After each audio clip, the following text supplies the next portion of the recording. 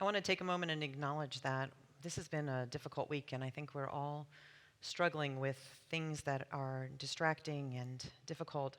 It was important to us to return to the sanctuary for this service today, and that is not without its challenges. So I want to give a real shout out to our tech team who've been managing a lot, and it's brought us a little bit behind schedule. So I know that I'm going to ask your indulgence, as I sometimes have to, because it seems important in this particular week to speak to you this morning. And what I want to speak to you about this morning is about context and continuity. It took me a while to come up with what I wanted to say, especially in light of this week and the way that events just kept unrolling before us. The context of this ceremony, as Miranda reminded us, is this new way of celebrating that was conceived by a man who was trying to remind people living in a terrifying time with the rise of Nazism and totalitarianism all around them that beauty and truth are constant. Norbert Chopek said that the church's task must be to place truth above any tradition, spirit above any scripture, freedom above authority, and progress above all reaction. He did not say that tradition, scripture, authority, or reaction were bad. He simply believed that we needed to reinvent them for our times, and his liturgies, his rituals, his ceremonies, and his hymns were in service of this greater truth. And for Chopek, there was a balance between the context and the continuity. Today, we have our context.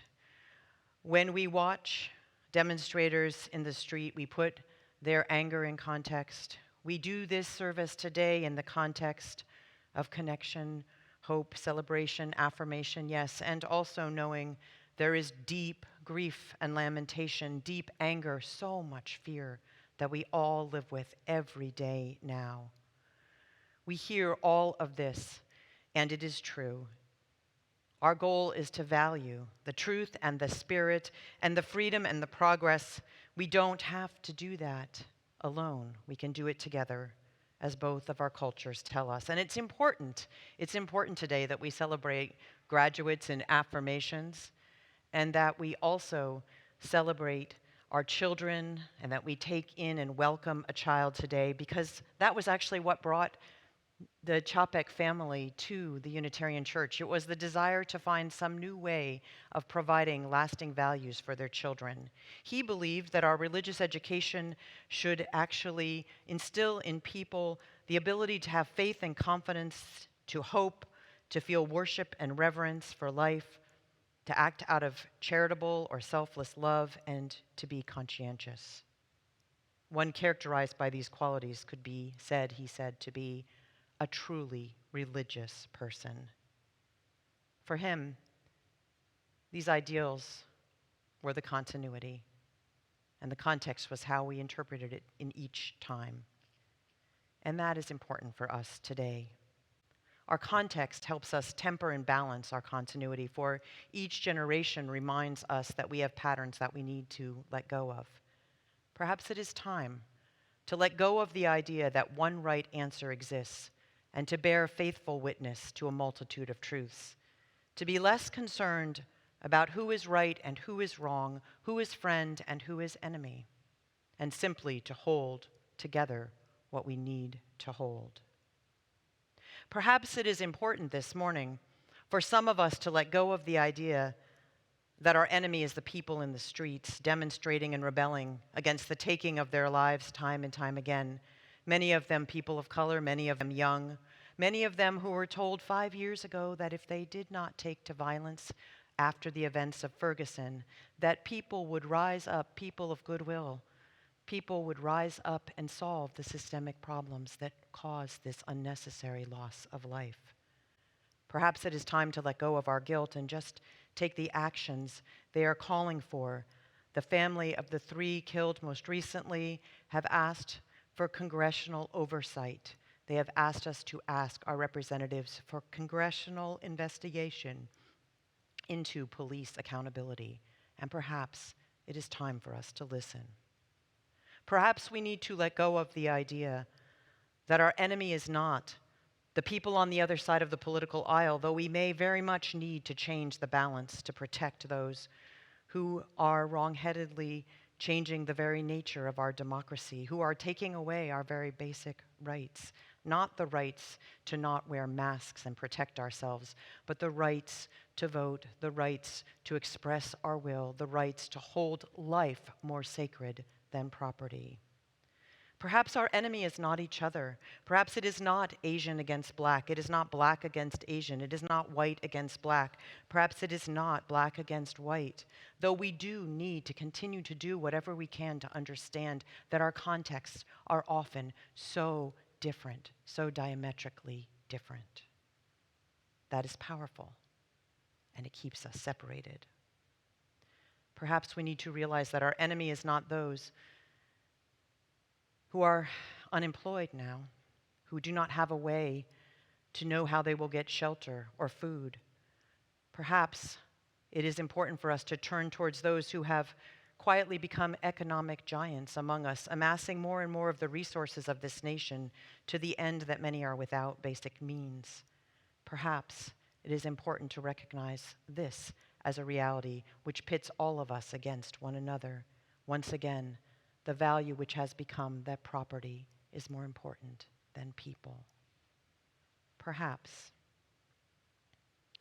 and this is hard, our enemy is not even those national leaders who in this time of havoc, which they have helped amplify, which they have chosen to lead in a way that actually burns down the basic main streets of our democracy, which threatens to burn down and ransack the storefronts of our ways of being together as a society and our most important ideals. Perhaps our enemy is not even those national leaders, but the fear that they are able to amass and use for their will and to give them power. Perhaps we need to turn towards that. And yes, we can each take this as a call to action to do what we can to ensure free and fair elections this November. Perhaps our enemy is not even one another at all, but a culture that none of us would willingly create, a culture that increasingly is based on hatred and exploitation, a culture of greed, and a culture in which we can see one another as objects rather than as people. Perhaps that is what Norbert Chopek was trying to remind us when he reminded us of the existence of beauty even in the examples of the worst kind of human sinfulness. Sin in the sense of missing the mark of remembering that we are all part of the same family and that every one of our lives is precious and must be defended. Perhaps that is what we are called to do now. Last night as I drove home after a much longer day at church than I've had in a long time, actually physically here, there was a quiet group of demonstrators on the corner of Ignacio Valley, and they were demonstrating in Walnut Creek, and there is more call for demonstrations to come to Walnut Creek in the coming days.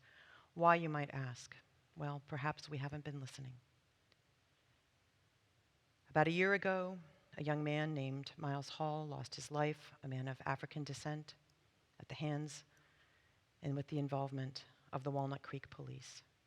And there are calls now to bring justice and to investigate and to get the facts of what actually happened. For that reason, we will see in the coming days more demonstrations in our streets, and that is why we are going to be peacefully this afternoon on the corner, also stating our values, our context, and our continuity. Let us understand this context as complex, and let us also understand the need to listen and bear witness. Context and continuity. This congregation has had in its own recent history great divisions over how we understand and address issues of race, and now they are all among us again.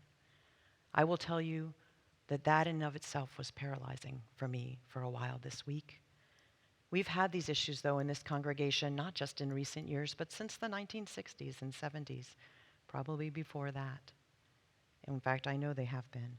And what we also have is a continuity in knowing that time and time again, we have reached beyond our individual biases, our individual contexts, and we found a way to continue to be and work and celebrate and be of service together. That is something to celebrate today. Context and continuity. We live in a world that I believe is paying the costs for that which has gone unattended too long. Through a phone call, an email, a letter, the lighting of a candle, being a spiritual presence this week, all of these matter. They are all ways that we can step forward in service. Let us, through this service, committed to reminding us that we always have small acts of beauty that we can do, be reminded that it matters that we bring the gifts of our tradition, truth-seeking, spirit-centering, justice-making to these times. And in our own ways, different though they may be, and almost certainly will be, may we be the ones to make it so.